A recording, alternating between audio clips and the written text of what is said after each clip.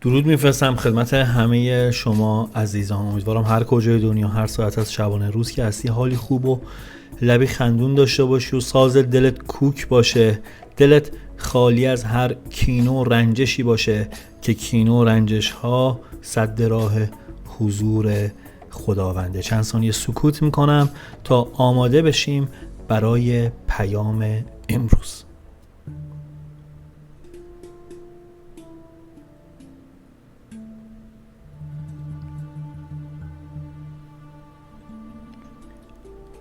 خب اگر نیت کردی و آماده ای، بریم سراغ پیام امروز از لسان الغیب حافظ شیرازی تا ببینیم کائنات در قامت کلام حافظ چجوری میخواد راهنماییمون کنه.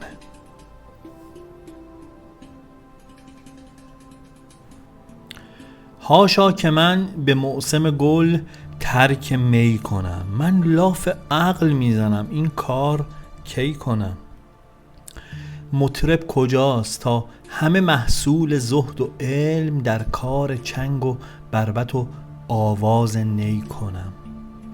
از قیل و قال مدرسه حالی دلم گرفت، یک چند نیز خدمت معشوق و می کنم. کی بود در زمان وفا جام می بیار، تا من حکایت جم و کاووس کی کنم. از نامه سیه نترسم که روز حشر، با فیض لطف او صد از این نامه طی کنم. کو پیک صبح تا گله های شب فراق، با آن خجسته طالع فرخنده پی کنم. این جان عاریت که به حافظ سپرد دوست، روزی رخش ببینم و تسلیم وی کنم.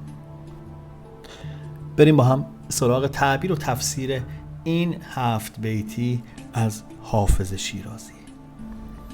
در ابتدای این غزل اینو باید خاطر نشون کنم که در دوره کمال خودش این غزل و سرود حافظ و با تمام تظاهری که به رندی داره توی این غزل داره مواردی به باطن پاک خودش اشاره میکنه و میگه که به سبب عاقل بودنشه که هرگز توی فصل بهار قصد ترک کردن شرابو نداره.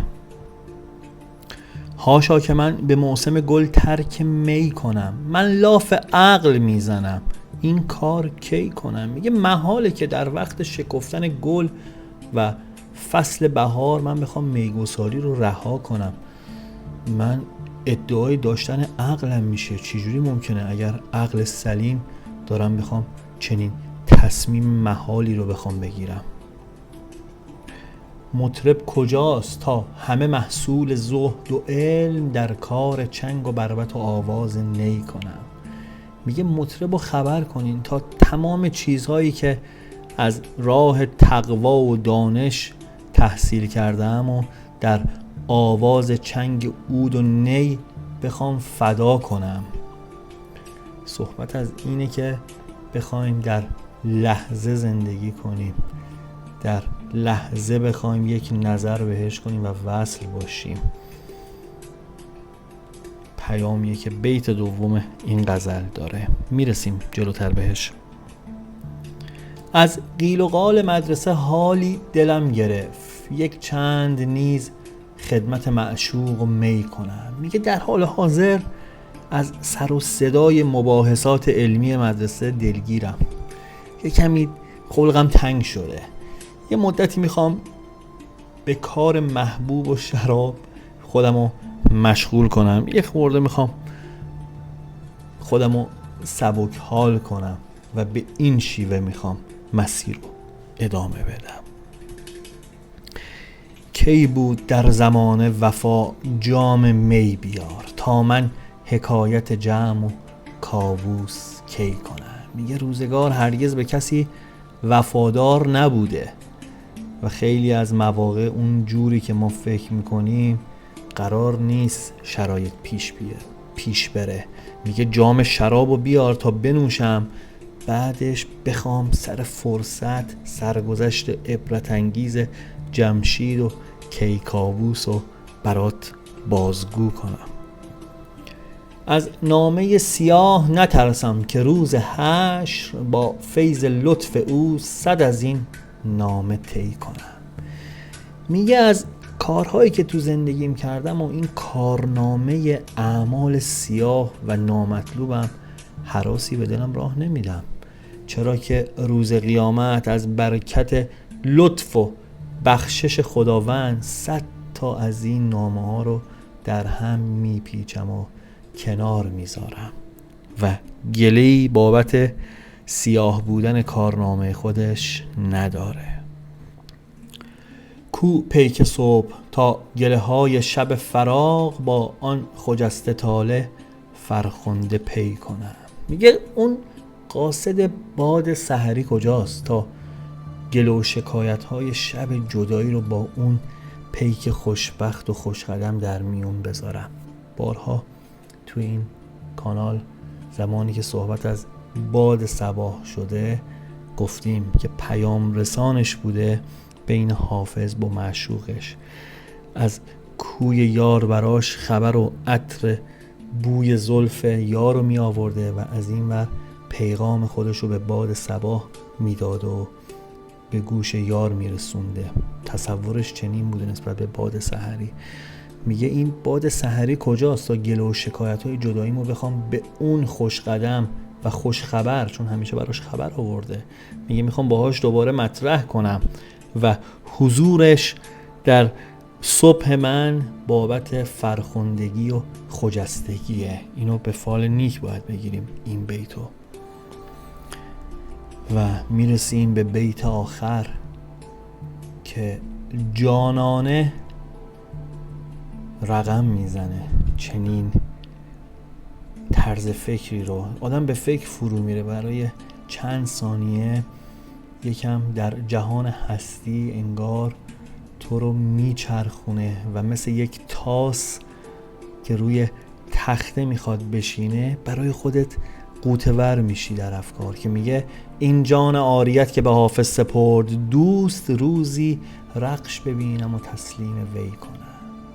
میگه این روح و روانی رو که دوست منظور اون نظر کرده اون خداست که موقتاً در اختیار حافظ قرار داده، در آن روزی که ببینم به او پس خواهم داد. میگه این جهان، این هستی، این زندگی که ما داریم به هر حال گذراست. روزی میشه که من این چیزی که به امانت دستم بوده رو باید پس بدم. بیا بریم تو دل ماجرا ببینیم چی برای امروز من و تو داره. پیام امروز مبارک و درش یک بلوغ در جریانه. بلوغ که میگم بلوغ فکری، اینی که ما هر روز قرار یک نسخه بهتر از دیروز خودمون باشیم. انگار این پیام میخواد به من و تو اینو بفهمونه که بگه پنجره نو از زندگی به روت باز شده و وارد یک مرحله، یک فصل جدیدی از زندگیت شدی. میخواد بهت تبریک بگه که از نظر عقلی به یک رشد کافی رسیدی.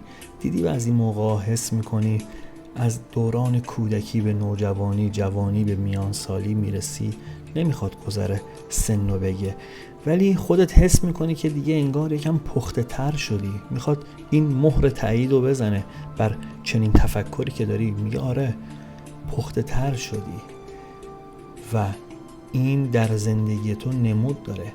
پس ایمان و عمل تو کامل کن. اون کاری که فکر میکنی درسته و هیچ وقت انجامش ندادی، دیگه وقتشه که بخوای دست به کار بشی. میگه از تزویر و ریایی که در اطرافت هست ناراحتی و چقدر خرسند هستم که اینو بگم که لطف خدا شامل حالت شده و قرار پیغامی، نامه‌ای با ارزش بهت برسه که باعث خوشحالیتون میشه. و چقدر جالب که باید بدونی که روز آخرتی هم هست، نه برای اینکه بخوایم صحبت از اون دنیای دیگه بکنیم، برای اینکه بخوایم بدونیم این دنیا درگذره و چقدر خوبه که بلد باشی تو لحظه زندگی کنی. آیا امروز با چیزهایی که در دست داری خوشحال هستی؟ یا فقط تفکر اینو داری که به دست بیاری، با به دست آوردن چیزی که هنوز نیست میخوای خوشحال باشی؟